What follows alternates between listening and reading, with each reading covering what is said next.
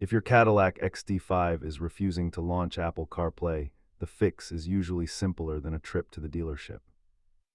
Statistically, over 85% of connection issues are caused by a faulty or non-certified charging cable.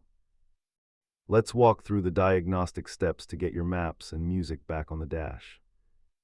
Start by refreshing the software handshake between your phone and the Q infotainment system.